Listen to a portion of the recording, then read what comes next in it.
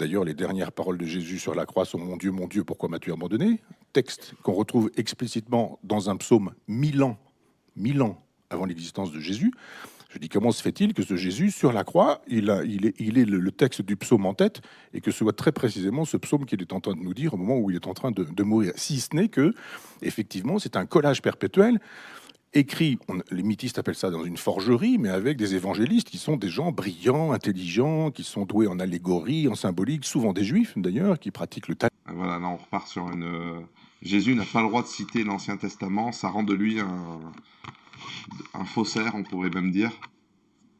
Ouais, j'aimerais dire quelque chose d'assez incroyable parce que dans ce clip-là, il dit que Jésus est en train de citer l'Ancien Testament, mais dans le reste de cette intervention, il parle du fait que l'histoire de Jésus vient d'un corpus commun qui est celui des Grecs, les histoires des Grecs, Philostratie et puis autres personnes. Alors que c'est faux. Justement, là, il admet que le corpus commun des évangiles, c'est l'Ancien Testament.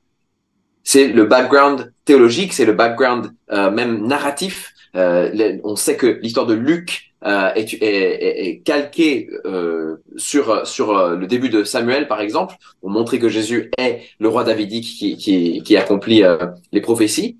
Et justement, le psaume 22 est un psaume messianique écrit par le roi David qui ne correspond pas vraiment à aucun moment dans sa propre vie. Par contre, elle correspond parfaitement à Jésus sur la croix.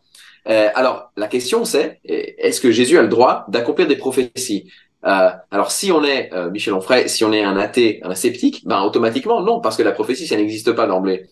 Donc, c'est un problème de présupposition, mais c'est aussi une question, en fait, si on lit bien tout le Nouveau Testament, on voit que c'est pas juste qu'il y a un endroit-ci et un endroit là où il y a une petite référence à l'Ancien Testament. C'est partout. C'est chaque verset de la Bible est en train de faire soit une référence directe, soit une allusion à des thèmes et des moments dans l'Ancien Testament.